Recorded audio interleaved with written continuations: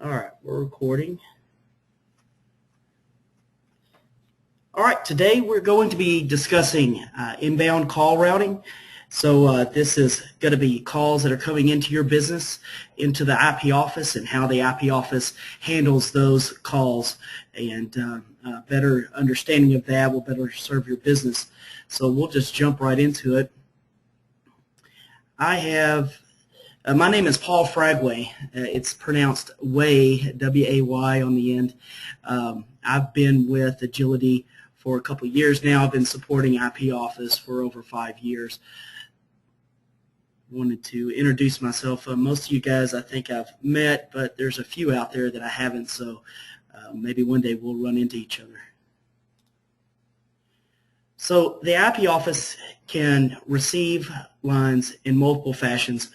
The analog trunks is what your smaller offices are going to use. These are the standard lines that you used to have coming into your house, where it's just one line, one number. That phone line, copper line, terminates into your IP office, and from there calls are routed. Usually you will see in your telecom closet a device that looks similar to this here, a 66 block. The telco will bring it in, terminate it here, and then you assume ownership off the other side, and it goes directly into your IP office. This is what the telephone lines will look like, the analog lines will look like inside of Manager.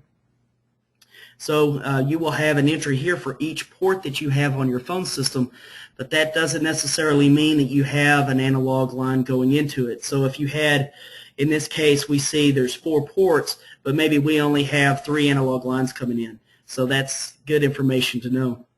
By just looking at Manager, you wouldn't necessarily know, or you might first assume that you had 4 lines, but that may not be the case. Also, larger offices are going to have a PRI. A standard PRI is going to be 23 channels coming in and 1 D channel for administration and monitoring.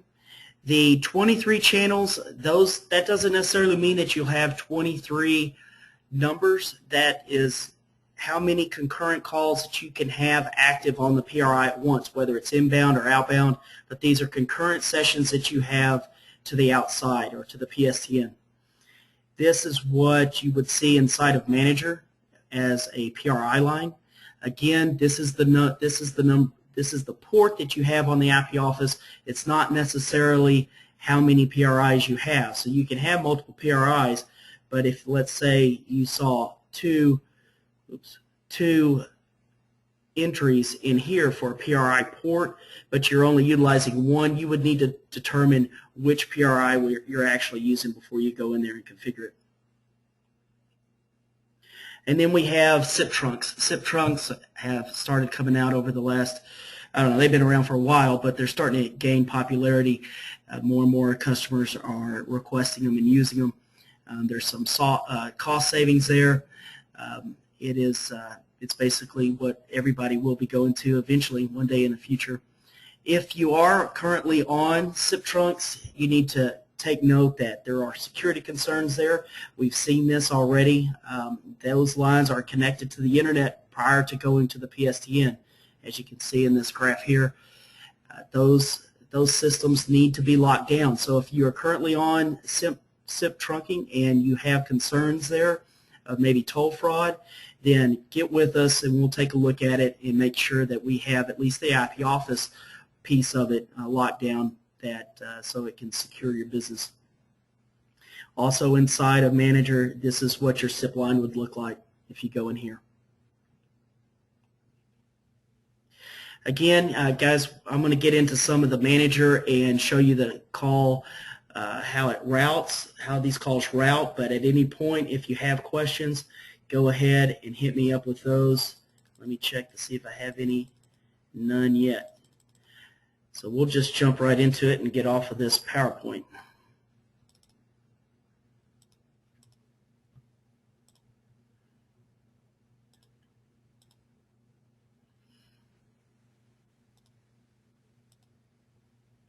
All right, we'll start with the incoming call routes area of Manager. Inside of Manager, this is where you first begin to control the flow of calls. Your calls will come into here. Actually, before I jump into that, I want to show you the trunks real quick. Here we have an example. This is a PRI line or trunk coming in. This is SIP. We don't have an example in this here of analog, but you would see just analog lines in here.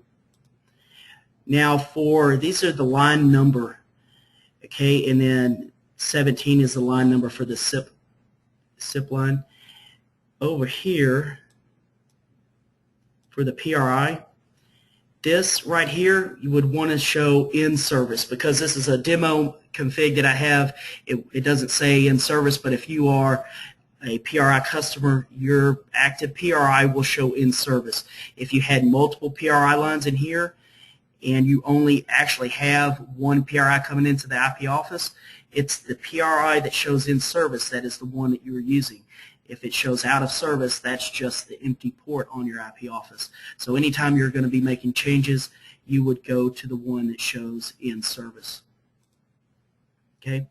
Also, in here we can control calls using these group IDs.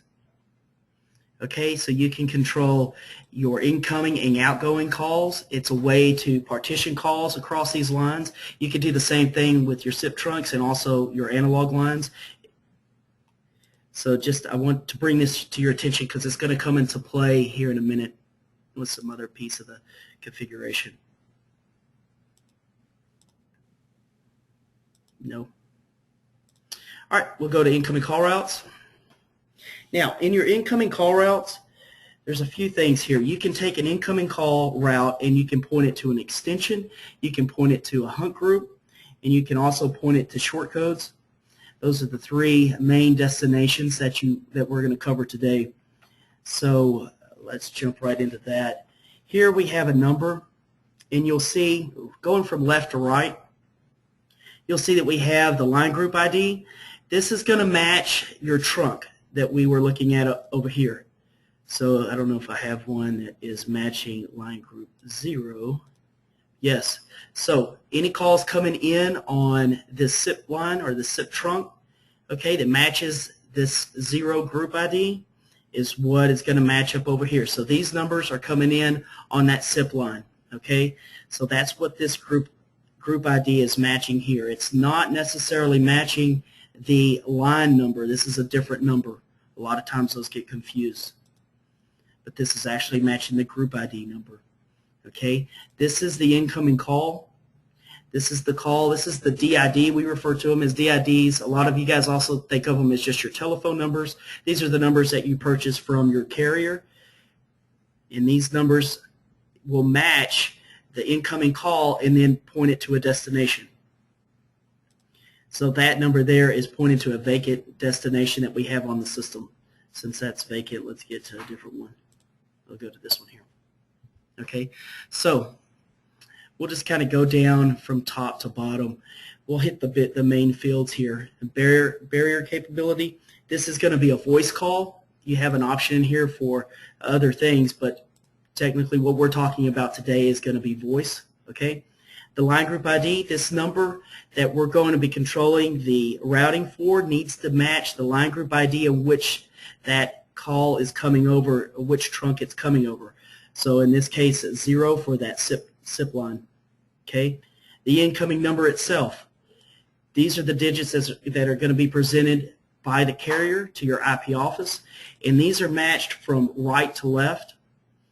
So it comes in, usually 4 digits are presented. So when it sees the 0, 1, 0, 2, it's going to say, okay, I have a match, and I want to point it to this destination. And then it would ring this individual here at extension 2010. We don't use this incoming subaddress unless there's special configuration, so we won't really cover that today.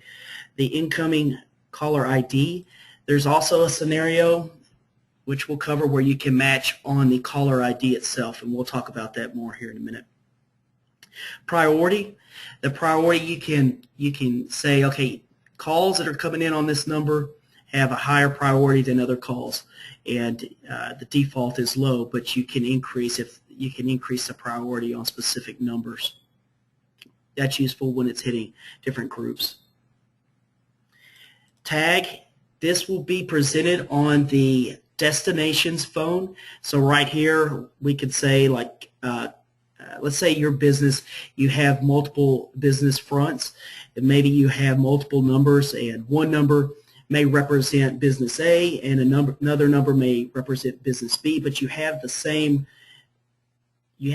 person or extension answering both of those numbers. That person would need to know who or what number that customer had dialed so they can answer the phone properly. If it's business A, they can say thank you for calling business A, and likewise for business B. And this is where you could put that in here. You could say, just put your tag in there. And so when the destination is reached, that extension is reached, they know how to answer the call. Hold music, you can select different hold music for this line. These are configured in a different area, but that option's available. And then you can also specify different ringtones here if that's configured. For the most part, we don't worry about that unless it's special configuration for the customer. Here's where you specify your destination. So you have a list of users that are on the system. And it's not just users, it's also your hunt groups that show up. For example, here's a hunt group. So when an inbound call comes in and the number that was dialed by the customer was 214-555-2010, that call will come in, the IP office will find a match, and it will send it to this extension here, 2010. See if we have any questions. None yet. All right, good. That's simple routing to an extension. Now we also have routing to a hunt group. So we have different hunt groups built into our phone system here. Basically, a hunt group is an extension that rings multiple extensions at once or in a rotation. So we'll find a DID that I have going to a hunt group. Here's one. So when a call comes in to 214-555-2014, the destination in this case is going to be the customer service line or hunt group, and we've just specified it here. You can see that during weekdays, I want that call to be routed directly to the customer service hunt group, but those individuals on weekends are not there, so we're going to route it to a secondary hunt group of employees that answer those calls on weekends. And so here I have a time profile that I've created, and on weekends, we're going to point that to a different hunt group. And you can create your time profiles here and basically just define when those you want that time profile to be active, and then you can come into your incoming call route and then specify here that name of that profile and then the destination for when that profile matches.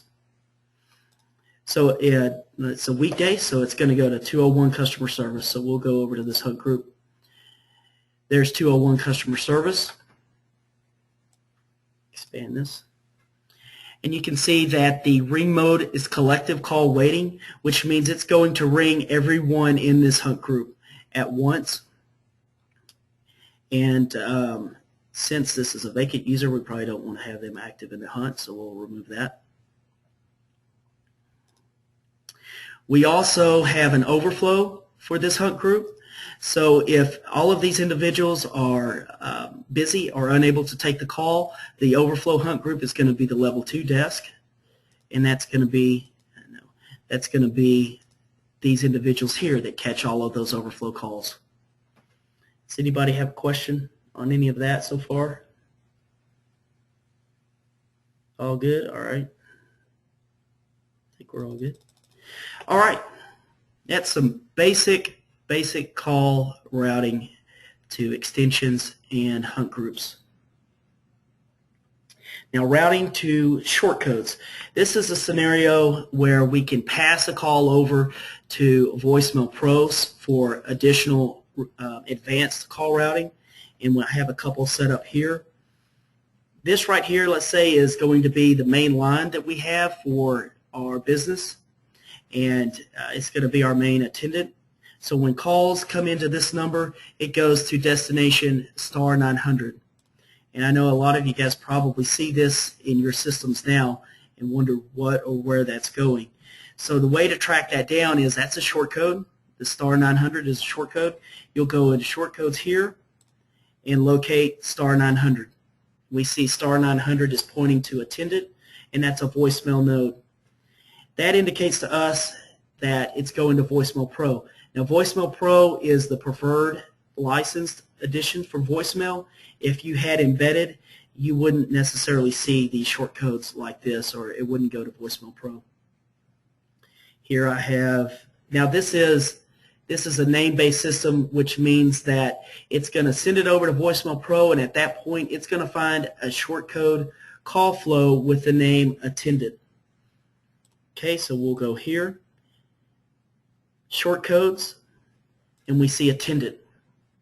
This is an example of a basic Attendant for the call routing, but this, again, this name has to be exactly like it is over in IP Office. If it doesn't match exactly, then it breaks that connection and those calls don't flow. Also, I want to bring up another point. This is back to our this is the main number again, pointing to the 900 short code.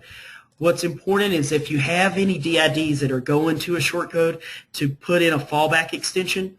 And the reason we do that is if that connection breaks for whatever reason, then those calls don't just go to busy signal. They'll actually go to, in this case, the 200 main, which is like the main reception hunt group. So, and that's on the Destinations tab, and then fallback extension. You'll want to specify something there. Okay. And then this is Voicemail Pro. Call comes in and it follows these lines. It checks for a condition for holiday. Is it a holiday? If it is, it follows. It goes to the holiday menu. Then it goes to a Monday through Friday condition. Again, it's a true false. Either it does or doesn't. You see a test user variable. This is going to be a button that usually a reception would have on their phone that enables this variable. If it's set to true, it's going to go to their phone. If it's set to false, it's going to go to another menu. So this is some basic. We'll follow this. Let's say it goes. He's got this set to to false. Maybe he's away. The reception's away, so he wants it to go to the day menu. And then you can see it just points from here. If we double-click this, you'll see it points to short codes day menu, which comes back down into here, and it follows this. This will play a recording that says press 1 for do a name search to dial by name. This may be 0 to go to an operator. Okay, asterisk to leave mail in a general mailbox, or to check mail on that one. And then if you know the party's extension, you can dial it here. In this case, it's the 8,000 range, and it would go to those individuals' extension. So this could cover for the receptionist when reception isn't available. Voicemail, there's lots of Voicemail Pro today. We're just letting you know that the star 900, or if you see a short code added for the destination entry on an incoming call route, that it's going to pass it over to Voicemail Pro or to some other system, but 98% of the time it's going to be Voicemail Pro.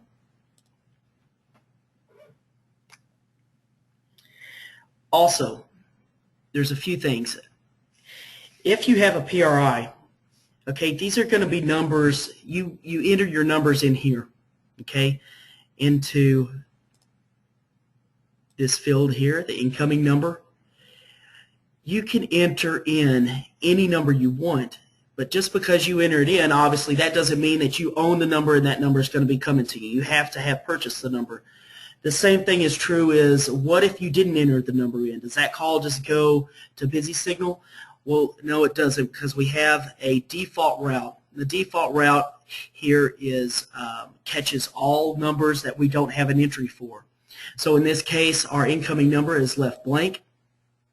So that means all numbers that don't have an entry are going to be going to 200 main, which probably we would want to go to follow the same path. So we'll send it to star 900 to go to Voicemail Pro, and then the fallback, we would want that to be 200 main in this case. Okay. So any calls that don't have an entry here are going to follow the same path as our main phone number into our business, okay, which would be this number here. So we don't have to worry about perfect programming here and making sure that every DID or telephone number is entered, because that default route is a catch-all. So that, let's see, that brings us to another point. If you're moving providers, let's say from maybe TW Telecom over to XO or wherever, to another, or AT&T, when you come to us and need assistance with that, we can't go off this entirely to say, okay, this is a list of your numbers.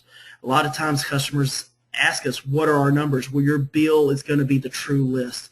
This can give us an idea. This can tell us these are your main numbers, but that doesn't mean that there aren't some numbers lying out there that you guys use on an everyday basis that aren't getting caught by this incoming or this default route. So really, when you're moving from one carrier to the other and you're going to port those numbers, we need a bill. We need something that says this is the official list of numbers, and we need to go through that meticulously to make sure that there aren't any numbers left behind, because the IP office itself isn't going to be a end-all be-all list of your business's numbers. Let's see. Any questions? All right. Yes, we got some questions here. Let's knock some of these out. How does the system know it's going to be a holiday? Okay, inside of Voicemail Pro, you set these conditions here, but you have a condition editor where you actually add the holidays. Okay, so when you cut, you'll see this entry holiday. You can come here and let's say, I don't know what the next holiday is, but let's just pick one. We'll say March 13th is going to be a holiday. I can just double click on that date, which, see, it turns it to that greenish looking color. Say OK, save and merge. So when it comes to this holiday condition and it's March the 13th, it's going to say, oh, March 13th is a holiday, and it turns it to a true condition and it follows that path there. So that's really a good question, because you'll need to, for at the beginning of the year, maybe you want to go in there and specify your holidays that your business is going to be closed. I hope that answers that for you. I think I have another question here. Pre-program list. Yes. So yeah, you would pre-program that inside of your condition editor here. So you would go into holidays and mark which days that you have as holidays.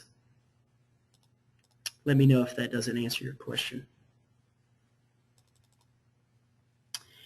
All right, I think that's all we have there. Let's get back on track.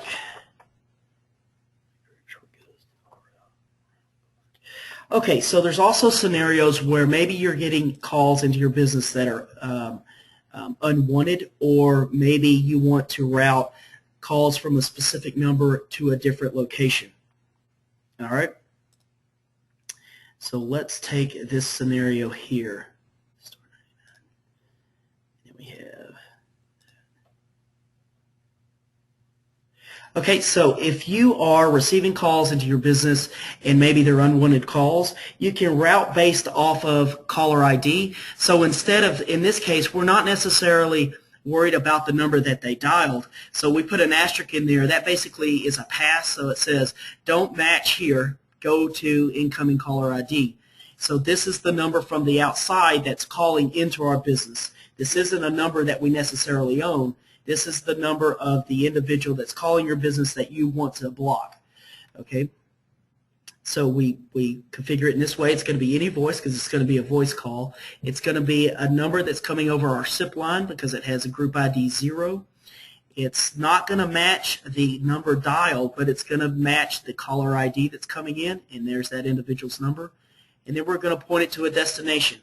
I've pre-created a short code of *999, and we'll follow over to short codes to identify that.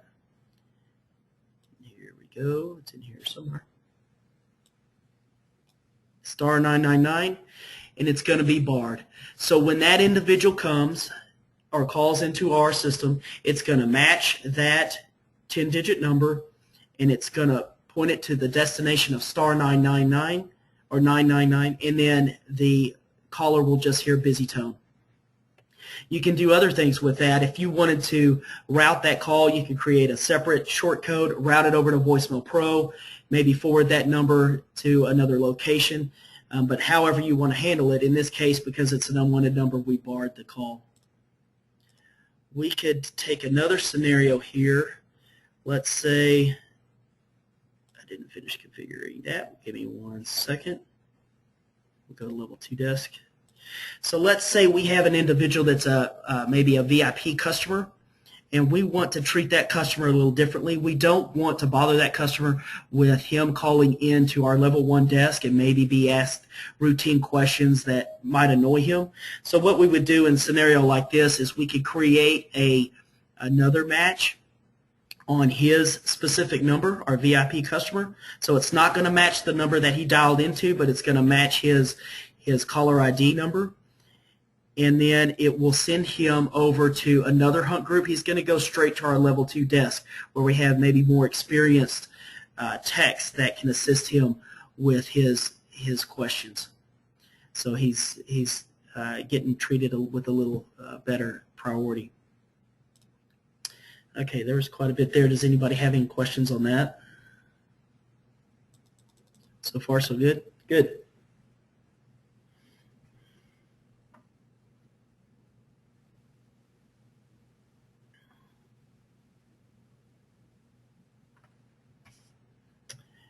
All right. These here, you can see we have these numbers here, but they're pointed to just a number off the system. If a call comes in here, it's not going to go anywhere because there is no extension 14. There is no extension 8 in my system. You don't see a name off to the right. So if you own numbers, if you see in your caller ID list here and they're pointing to numbers that don't exist, just kind of realize they may be going to busy signal or those calls aren't being connected.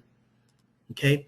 I also wanted to show you guys inside of Monitor how you would kind of see a call coming into your system and how you might troubleshoot it a little bit. I have a couple examples here. We'll get to it.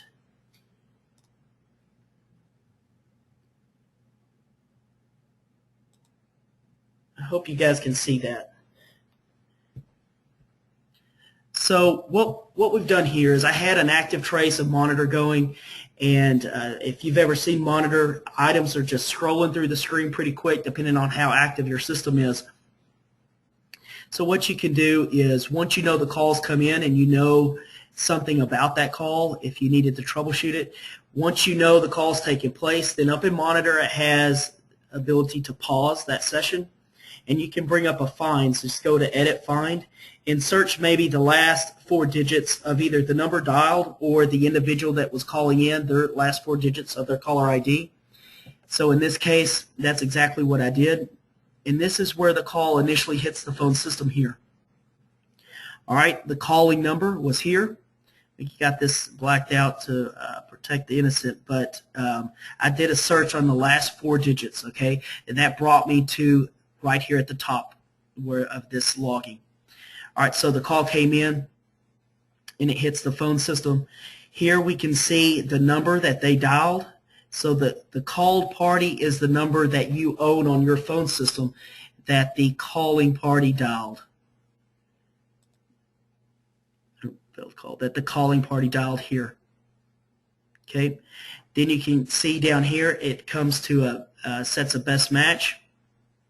Okay, and it shows that 972-715-8912 has a destination of 6912. So that's where that call is coming into. Again, you see that.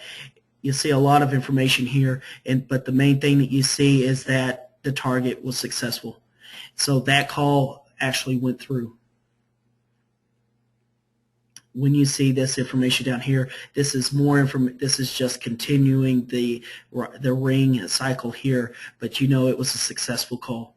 Now let's take a look at a failed call.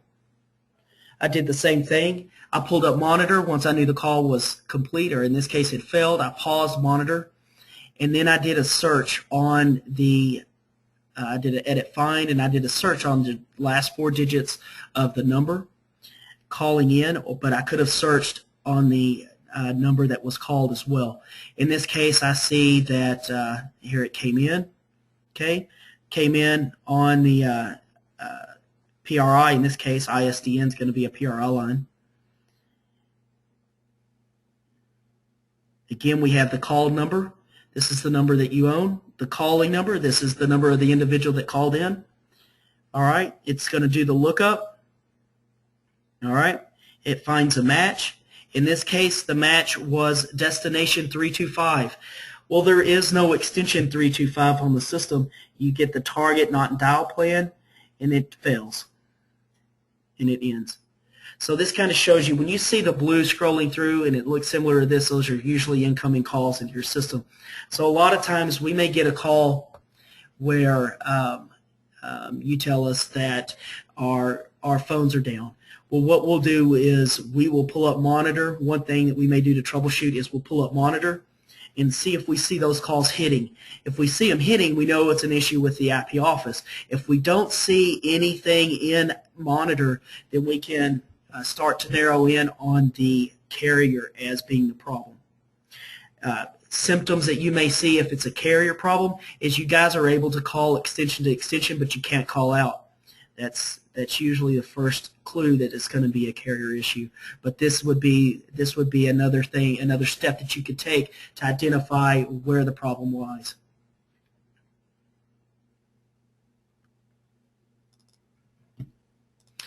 All right. See, I have a couple of questions here. Let's see.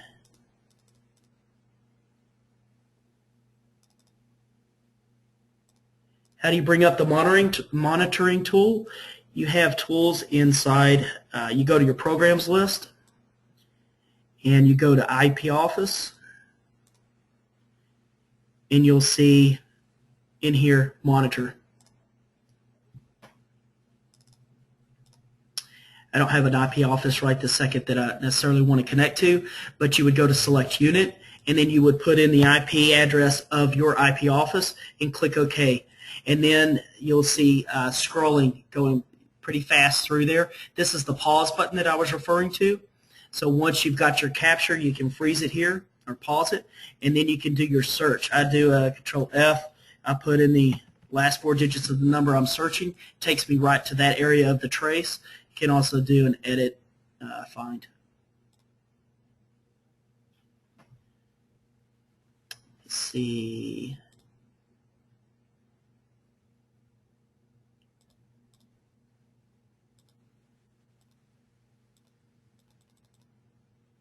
How do we turn on caller ID on our phones? Incoming calls show the number only, not the name. That'll be with the carrier. So the IP office is just going to show you, yes, the number. If you want to see the name, that's the carrier has to push that through.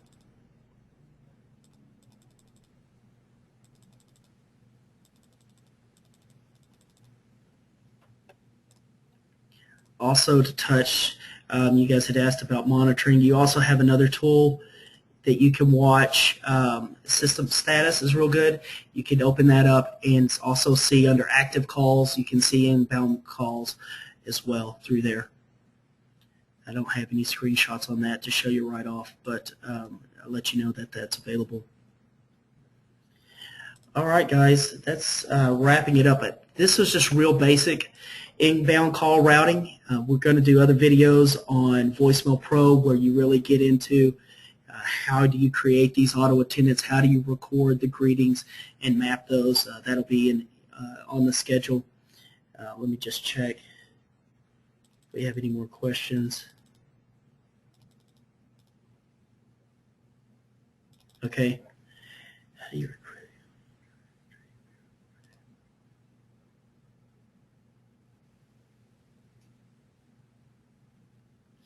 Hey, Denise. So let's see. So you're asking how you record the company directory. I think you're referring to in her auto attendant, she probably has, let's say on the day menu, she may have a option where it press 1 for a company directory, And so it would say, for Joe, press 1, for Tim, press 2, for Sue, press 3.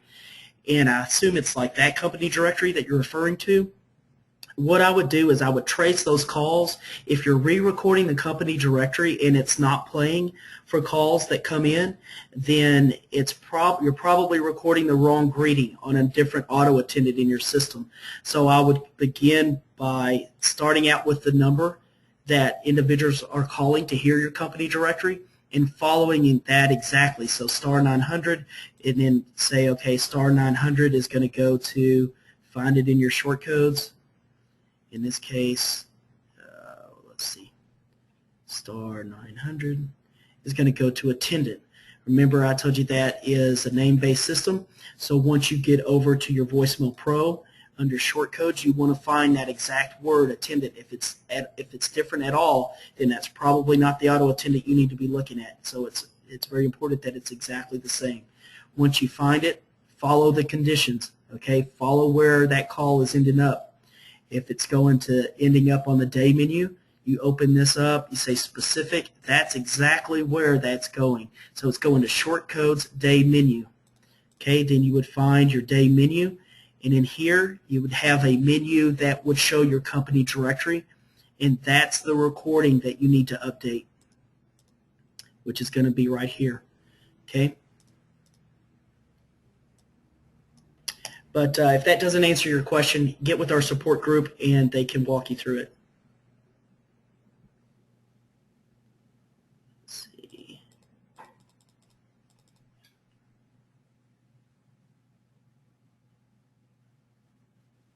We have a question on how you get reports on how many calls are coming into a specific DID.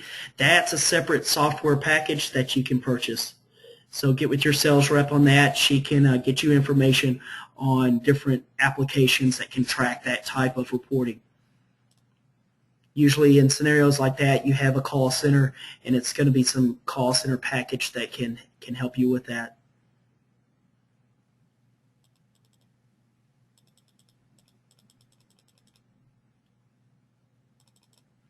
Okay, I'll give you guys a chance to ask some more questions. I'll kind of cover over some stuff that I jumped around, and then we'll wrap up a little bit. Let's see, we'll go back to line here. On the PRI, okay, so when numbers come in, let's say it's numbers are coming into this PRI, and what you want to do is, I'd mentioned, this is groups 20. So we could also have incoming call routes over here that have numbers on it, and on your line group you would see 20 instead of 0. So you may have numbers that belong to your trunk 20 or your group trunk 0. In this case, we'll go here, here. So we see these are for incoming and outgoing calls. It's going to be group 20, and then we'd want to mark that those would be in service. Cancel. So in here you would see in service. That's going to be your active trunk. Also, when calls come in, you can put, so if you dial 9 to get an outside line for this prefix, you may want to put a 9 here. That will insert the 9 on your call history. So when you just press that number, you don't have to worry about inserting the 9 before. So there's an option to insert that when the call initially comes in. We'll say okay to that.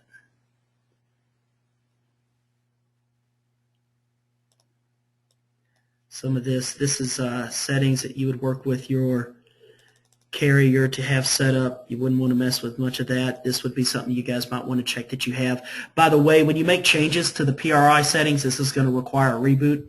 So make them late in the day.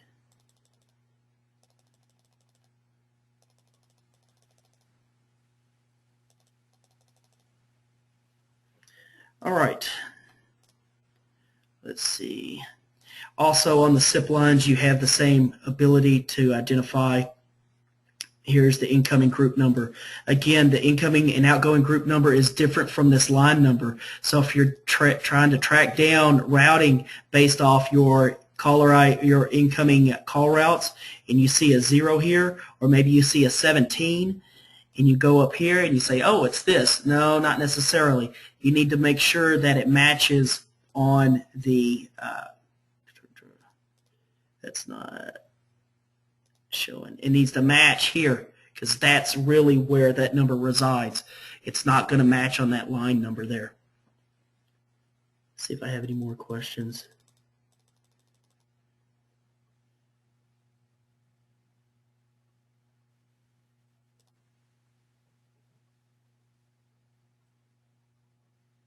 Let's see. All right. If you guys don't have any other questions, let me get some of these announcements. Any issues that you guys are having with your system, you can contact us at support. We also have an email address of support@agilitycg.com. At the end of this presentation, you'll have the opportunity to fill out a survey. Fill that out. Make any suggestions in there. If you found this information useful, let us know. If not, let us know how it could have been, how we could have improved that message to you. Also, if you guys are interested in upgrades to Release 9 or any of your hardware, you can get in touch with your sales rep, or you can just contact support@agilitycg.com, and we will get that information to you. Also, on upcoming events or upcoming Guru sessions for either admin training or power user training, you can go to agilitycg.com/events, and on there they have an area where you can see upcoming videos that we have coming out. And then with your support contracts, we have two flavors. We have the advisor support, which is a break-fix support agreement, and we also have extended team. Those customers really get value out of that, because at any time, especially with the extended team, just call us up. Hey, have a question, chat with us. We can advise you and then get you in the right direction, or help you get through whatever issues you're currently having, or also any designs that you have. We can work with you on those. So that kind of that information in those contracts are really useful. All right, let me check our questions here again, and I think we're pretty caught up. So this is going to wrap this up. Guys, thanks for joining. Again, fill out those surveys. If there's information or other topics that you want us to go into, put those in there, and we have a list going, so we'll get them on there, and we'll get videos created for them. So again, thanks, guys.